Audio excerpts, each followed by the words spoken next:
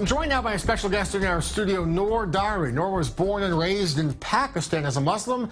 He says he grew up learning to hate Israel, to hate Jews, and took part himself as a young man in anti-Israel demonstrations. But that changed. Now he's a public speaker and a Middle East conflict researcher and the founder of the Pakistan-Israel Alliance, working hard to build bridges between Pakistanis and Israelis, and just in general between Muslims and Jews. So thank you so much for being with us. We first met up with you a few days ago at the anti-terror conference taking part, and you have a remarkable story. But just tell us, what is the biggest challenge? I mean, from your firsthand experience, how do you build that human connection? How do you build a bridge between groups of people or ideologies, extremists that, you know, they don't know each other, they don't meet each other, they don't have a human connection, they're raised on a certain belief. How do you change that? Well, the thing is, I'm born and raised in Pakistan, and nearly 30 years later I moved from Pakistan to United Kingdom. So when I was in Pakistan, raised and brought up, obviously there was no any Jews we met ever in our life, and obviously we have no any interaction or connection with the Jewish life, their society, whatever. All the thing, it was induced in our mind that Jews are this, Jews are that, they are enemy of Islam, they're enemy of Muslims, or somehow say, yeah, we can accept Jews in certain conditions, but not Israel at all. And all Israel are Jewish, so this is why we are not going to accept Jews or Israeli at all, because they are occupied land, they are Zionists, and Zionists are devil worshippers. So how does that turn into, you know, an ideology that's kind of accepted because you don't know any Jews, you're not familiar with an alternative viewpoint? How does that turn violent or turn extremist? How do you combat becoming radicalized in terms of willing to fight and kill and die for that belief? Well, the thing is this: when I moved in the United Kingdom, and when first time I have seen the interactive society, very democratic and very coexistent society, where Muslims, Jews, Christians, Hindus, all around the world's community religion, they work and live together with a peace. So that was, I was very surprised to see for the first time get out from the country, Pakistan, and the United Kingdom, and that was a surprise, totally different environment, totally different world to me. Nor is it the situation in the UK, is it changing? There was a new study that came out saying that a lot of Brits, they hold some, and a majority hold an anti-Semitic view. You'll have at least one anti-Israel view. You know, there's documentation of growing anti-Semitic violence in the UK. How do you, is on the ground, is the situation still one of dialogue and cooperation, or is it more fearful now? Well, the thing is this: the situation in the United Kingdom is still severe in anti-Semite environment, because when I moved in the United Kingdom and I accepted the democratic values, but I was not accepting the democratic value of Israel. Because I was thinking Israel is occupied land, that they are dangerous to the world, to the humanity, to the Muslims. So I was a peaceful Muslim in the United Kingdom, as well as I was extreme towards Israel. I was not accepting Israel at all, and there was not only my fault, there was Muslims living.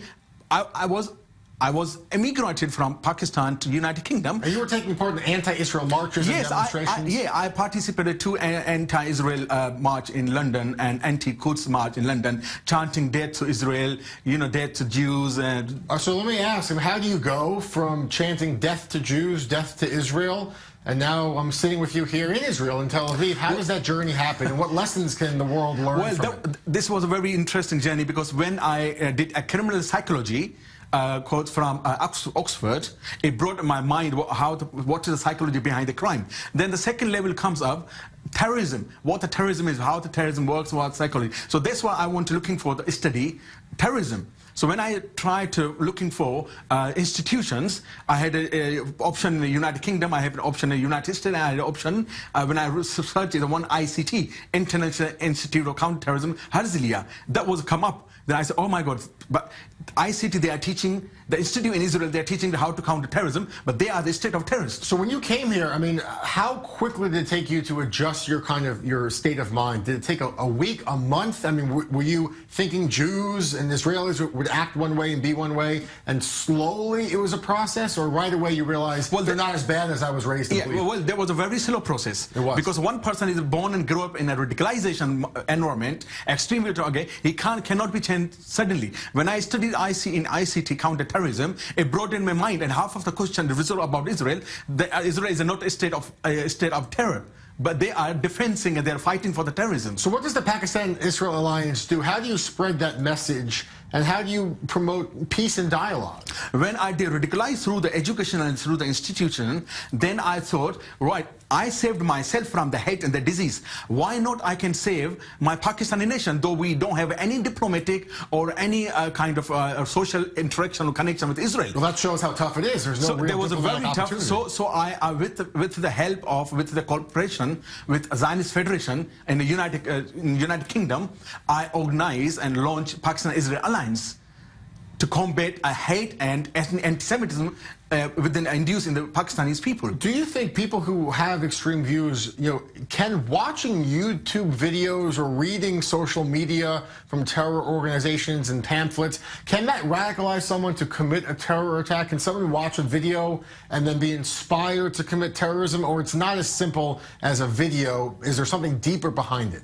Well, I got so many threats as well from the extremists from London, and there were people who were watching and following my footsteps. Really? Where he's going, oh, he's going this mosque, he's going that mosque, he's going this shopping center, he's going that shopping center. So that lead me to save myself, my family. So unfortunately, unwillingly, I moved out of London, where I live into North England, but no one knows where I live. My location on Facebook or social media or everywhere is still on the London. We have an international audience. The last question, what is the single most important message that you share to end hate, to end extremism? What above all else can my people do? message is not only for the one and for both nations, Israel and Pakistanis, especially for the specific Pakistanis, that hate is not a solution. It's evolution of terrorism, but not a solution. It's the best way. 70 years we are hating each other, hating Israel, this and that. Israel is not enemy of the Pakistan. Israel has the same nuclear power. Pakistan has nuclear power. They never pose any nuclear threat to each other. We have so many similarities. Only 6 months difference of creation from the Britain. So we need cooperation, military and strategic and political cooperation to sustain our relations in the region. There's more that, as always, more that unites us and joins us together than separates us. All right, Noor Dowry, the founder of the Pakistan-Israel Alliance, working hard, public speaker, Middle East conflict researcher as well. Sir, thank you so much for being part of the program. Thank you very much. Appreciate your time. Thanks for being here. Thank you.